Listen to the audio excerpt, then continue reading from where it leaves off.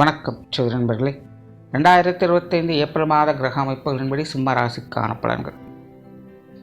இந்த மாதமும் போன மாதம் மாதிரியே கிரக கூட்டணிகளானது தொடருது.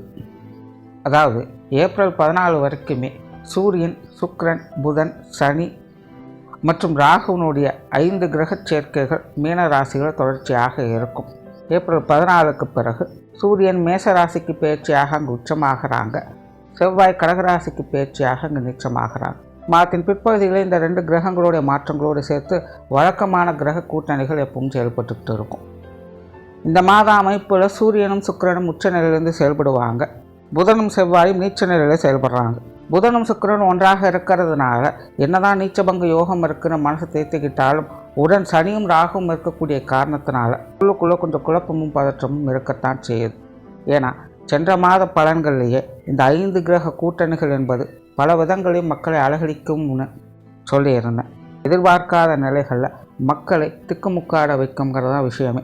அதற்கு தகுந்த மாதிரியே வரக்கூடிய நியூஸ் எல்லாம் சமீப காலத்தில் பார்த்தீங்கன்னா எதிர்பாராத வகையில் பல அசம்பாவித சம்பவங்கள்ங்கிறது ஏற்பட்டுக்கிட்டு இருக்கிறது கண்கூடாக பார்க்கலாம். இப்படியெல்லாம் விபத்துகளும் ஏமாற்ற விஷயங்களும் நடக்குமாங்கிற மாதிரியான சம்பவங்கள், பொருளாதார நிலைகளில் நிறைய ஏற்ற இறக்கங்கள், கண்மூடி திறக்கிறதுக்குள்ள பல லட்சம் கோடிகள் இழப்புன்னு பொருளாதார நிபுணர்களே கதிகலங்க செய்தது. உலகத்தில் இருக்கக்கூடிய பெரிய பெரிய ஜாம்பவான்களை கூட அசைச்சு காட்டியதச்சு இந்த கால அமைப்புகள்.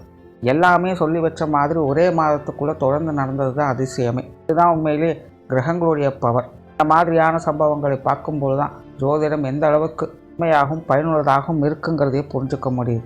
சரி, இருக்கட்டும். இந்த மாதம் கிரக அமைப்புகளானது அதே மாதிரி கூட்டணிகளோடு தான் செயல்பட்டு வருது. ஆக மக்கள் அனைவருமே கொஞ்ச நாளைக்கு கொஞ்சம் உஷாராகவே இருங்க. திரும்பவும் சொல்கிறேன், எந்த நேரம் எது எப்படி மாறுங்கிறதே தெரியாது, புரியாது.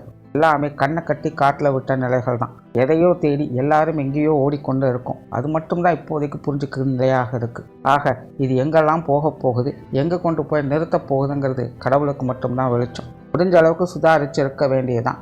முடிவில் இதுதான் கடவுளுடைய கட்டளைன்னு கிடைச்சதை ஏற்றுக்க வேண்டியது தான். இந்த மாதத்தினுடைய கிரக அமைப்புகள் பெரும்பாலும் எல்லாருக்கும் இப்படி தான் இருக்க போகுது. பருவநிலை மாற்றங்கள் கண்டிப்பாக இருக்கும். வெயிலினுடைய தாக்கத்தையும் பார்க்கலாம், மழையினுடைய வேகத்தையும் பார்க்கலாம். நெருப்பு மற்றும் நீர் தொடர்புடைய சம்பவங்கள் அதிகமாக இருக்கும். இதெல்லாம் பொதுவான விஷயங்கள். மேற்கொண்டு இனி உங்களுடைய ராசிக்கு எப்படி இருக்குங்கிறத பார்க்கலாம். இந்த மாதம் உங்களுடைய ராசிநாதன் மாதத்தின் முற்பகுதியில் கூட்டு கிரக அமைப்புகளில் ராசிக்கு அஷ்டமஸ்தானத்தில் சஞ்சரித்து வருவாங்க. மாதத்தின் பிற்பகுதியில் ராசிக்கு யோகஸ்தானத்தில் உச்சம் பெற்ற நிலையில் சஞ்சாரம் செய்துட்டு வருவாங்க. ஆக சிம்மராசிக்காரங்களுக்கு இந்த மாதம் முற்பகுதியில் ஒரு விதமான கலவையான ஏற்ற இறக்கங்களோடு கொண்ட வாழ்க்கை நிலையும் மாதத்தின் பிற்பகுதியில் முன்னேற்றம் தரக்கூடிய விஷயங்களையும் பார்த்து வருவாங்க.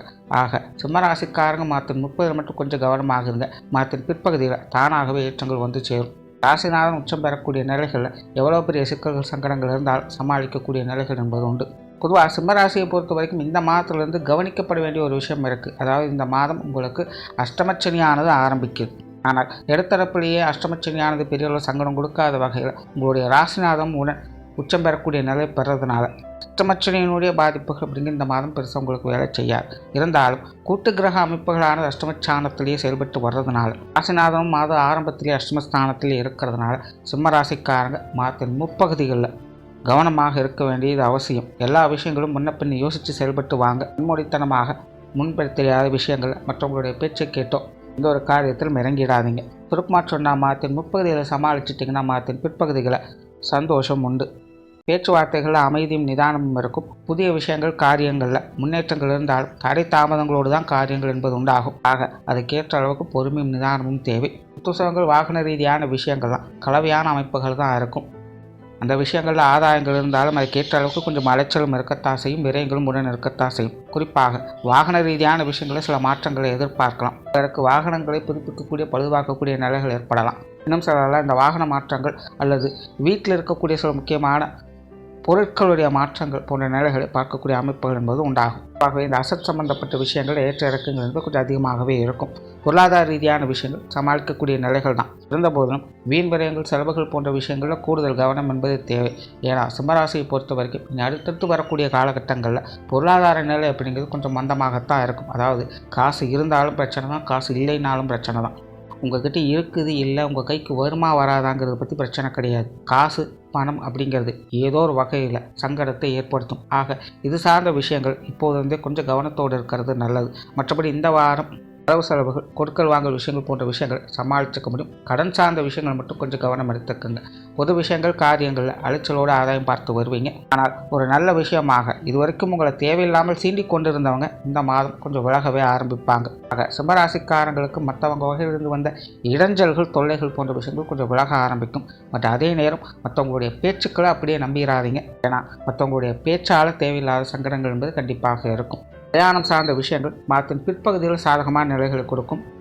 குறிப்பாக சிலருக்கு கூடுதலான பிரயாணங்கள் அல்லது தொலைதூர பிரயாணங்கள் என்பது போன்ற விஷயங்கள் இந்த மாதம் ஏற்படலாம். ஆன்மீக ரீதியான விஷயங்கள் முன்னேற்றங்களை கொடுக்கும். ஆன்மீக ரீதியான பிரயாணங்கள் மேற்கொள்வதற்கும் வாய்ப்புகள் இருக்குது. காரியத்தில் கடினத்தன்மை இருந்தாலும் சிறப்புகளை பெற்று வருவீங்க. சிம்மராசியை பொறுத்த வரைக்கும் சிரமப்பட்டு தான் காரியத்தை முடித்தாகும். ஆகினால் இப்போதைக்கு கொஞ்சம் சோர்வுகள் எல்லாம் ஒதுக்கி வச்சுக்கிறது நல்லது. ஆக தொழில் வேறு உத்தியோகம் சார்ந்த விஷயங்களில் கூட கொஞ்சம் அலைச்சல்கள், டென்ஷன்கள் அவ்வப்போது இருக்கத்தான் செய்யும். இருந்தாலும் சமாளிக்க முடியும். கடினமாக முயற்சி செஞ்சீங்கன்னா வெற்றிகளையும் பார்க்க முடியும். வெளியூர் மற்றும் வெளிநாடு சம்பந்தப்பட்ட விஷயங்கள் சாதகமான அமைப்புகள் இருக்கும். குறிப்பாக இந்த மாதத்தில், அதுவும் மாதத்தின் முற்பகுதியில் இது சார்ந்த விஷயங்களில் ஈடுபாடுகள் அதிகரிக்கும். ஆரம்பத்தில் கொஞ்சம் ஏற்ற இறக்கங்களோட ஆட்டம் காண்ட முடிவுகள் உங்களுக்கு சாதகத்தை ஏற்படுத்தும். குடும்ப விஷயங்கள், காரியங்கள் அளவான நிலைகள் தான். குறிப்பாக நீங்கள் எதிர்பார்ப்பது போல எதுவும் இழக்கப் போகிறதில்ல. அதாவது நாம் ஒன்று நினைக்க தெய்வம் ஒன்று நினைக்குதுங்கிற மாதிரி நீங்கள் என்ன நினைக்கிறீங்களோ அதுக்கு ஆப்போசிட்டில் கொஞ்சம் விஷயங்கள், காரியங்கள் போய்கிட்டு வரும். ஆக குடும்ப விஷயங்கள், காரியங்கள் என்பது அதனுடைய போக்கிலேயே கொஞ்சம் விட்டு பிடிக்கிறது என்பது நல்லது. பெற்றோர்கள் சார்ந்த விஷயங்கள் கொஞ்சம் பட்டுமடாமல் தான் இருக்கும், ஆனாலும் சமாளிச்சுக்கலாம். உடன்பிறப்புகள் சார்ந்த விஷயங்கள் கிட்டத்தட்ட அதே நிலை தான். கணவன் மனைவி உறவுகள், குழந்தைகள் சம்பந்தப்பட்ட விஷயங்களும் பார்த்திங்கன்னா கிட்டத்தட்ட அப்படி தான் இருக்கும். பொதுவாக குடும்ப உறவுகள் என்பது இந்த மாதத்தை பொறுத்த வரைக்கும் பட்டும்படாமலும் தொற்றும் தொடாமலும் தான் எல்லா விஷயங்களும் இருந்து வருவாங்க. ஆனால் அதற்கு காரணம் உங்கள் மேலே இருக்கக்கூடிய சங்கடங்கள் கிடையாது. தனிப்பட்ட முறையில் அவங்களுடைய நிலைகளும் அப்படித்தான் இருக்கும். ஆகையினால் உடன் இருப்பவங்களை இந்த மாதம் கொஞ்சம் அனுசரித்து போயிட்டிங்கன்னா குடும்ப விஷயங்கள், காரியங்கள், கொஞ்சம் சுமூகமான விஷயங்களை எதிர்பார்க்க முடியும். திருமண அமைப்புகள், புத்திரவாக்கிய அமைப்புகள் இதெல்லாம் கொஞ்சம் பார்த்து செஞ்சுக்கோங்க. இது சார்ந்த விஷயங்களில் மனநிலையில் தடுமாற்றங்கள், குழப்பமான விஷயங்கள் அவ்வப்போது இருந்துக்கிட்டு தான் இருக்கும். மாணவர்களுக்கு கல்வி, வித்தை சார்ந்த விஷயங்கள் அளவான அமைப்போடு செயல்படுது. அதன் பிற்பகுதியில் பெரும்பாலும் சமாளிக்கக்கூடிய நன்மைகள் இருக்கும். மாணவர்களுக்கு இடமாற்றங்கள் போன்ற விஷயங்கள் சாதகமான சூழ்நிலைகளை ஏற்படுத்தி கொடுக்கும். ஓவராலாக சிம்மராசியை பொறுத்த வரைக்கும் இந்த மாதம் மாதத்தின் முற்பகுதியை சமாளிச்சிட்டிங்கன்னா மாதத்தின் பிற்பகுதியில் ஜெயிச்சிடலாம். நன்றி, வணக்கம், வாழ்க வளமுடன்.